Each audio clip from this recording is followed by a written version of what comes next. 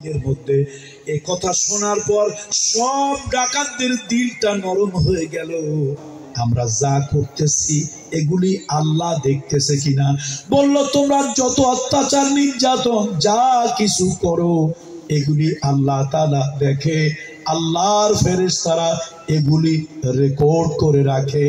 বলল, আমরা তো আমাদের বাচ্চা কাচ্চার জন্য করি, বিবি বাল বাচ্চার জন্য করি।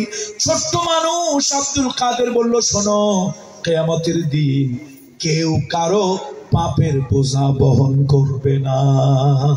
তোমার পাপের বোঝা তোমাকে বহন করতে হবে। ডাকাতের মন ঘুরে গেল। এই বালক, এই ব্যবসায়ীরা দাঁড়াও, আমরা একটু বাড়ি যাই। আমরা একটু বাড়ি যাই। বাড়ি গিয়া ডাকাতেরা জিজ্ঞেস করে বউকে ছেলেকে, এই যে ডাকাতি করে এনে তোমাদেরকে যে খাওয়াই, এই পাপের ভাগী তোমরা হবে না? কই যে আপনি চুরি করেন, ডাকাতি করেন না, ভালো কাজ না, ব্যবসা করেন, এগুলি কি আমরা জানি? আমাদেরকে খাওয়ানোর দরকার, খাওয়ান। তো ডাকাতি করে তো আমরা খাওয়াইতে বলিনি। দেখছেন, ডাকাতের মন ঘুরে গেল। কার ভয়ের কারণে? বলেন, কার ভয়ের কারণে? আল্লাহর ভয়ের কারণে। এই জন্য ভাই, পুলিশ দিয়ে মানুষ ভালো বানানো যাবে না। পুলিশ দিয়ে মানুষ ভালো বানানো যাবে না। আর্মি দিয়ে মানুষ ভালো বানানো যাবে না। আচ্ছা, জেল দিয়ে কি মানুষ ভালো বানানো যায়? আপনাদের এলাকায় জেল খাটছে এরকম 2-4 জন লোক নাই? কত লোক জেল খাটে। জেল খেটে ভালো হয় এরকম লোকের সংখ্যা কম, লক্ষে 2-4 জন।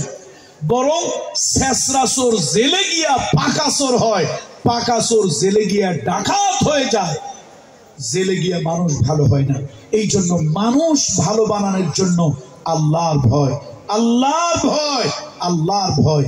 এটা হলো তাকওয়ার 60 জিনিসের একটা।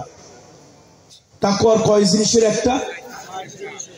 আল্লাহর ভয়। আমার দ্বীনের নবীর কথা একটু বলি।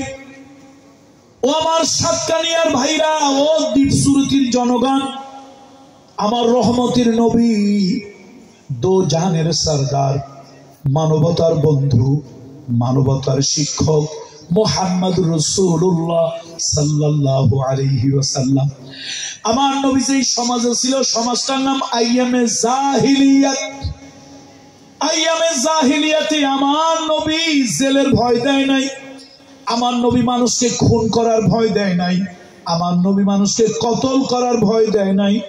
আমার রাসূলুল্লাহ মানুষকে ভয় দিয়েছে, ও মক্কার লোকেরা, ও আরবের লোকেরা, এই জীবন জীবন নয়, এই জীবনের পরে আরেকটা জীবন আছে। এই জীবনের হিসাব ওই জীবনে দেওয়া লাগবে।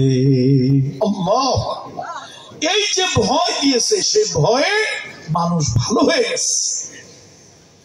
মানুষ সোনার মানুষে পরিণত হয়েছে। মক্কার লোকগুলি ছিল ডাকাত, চোর, লুণ্ঠনকারী। আল্লাহর ভয়, মৃত্যুর ভয়, কবরের ভয়, জাহান্নামের ভয়, এই ভয়গুলি মানুষকে পাল্টায় দিয়েছে, সোনার মানুষে পরিণত হয়েছে। তাদের মতো ভালো মানুষ পৃথিবীতে নবীদেরকে বাদ দিলে কোনোদিন আসে নাই।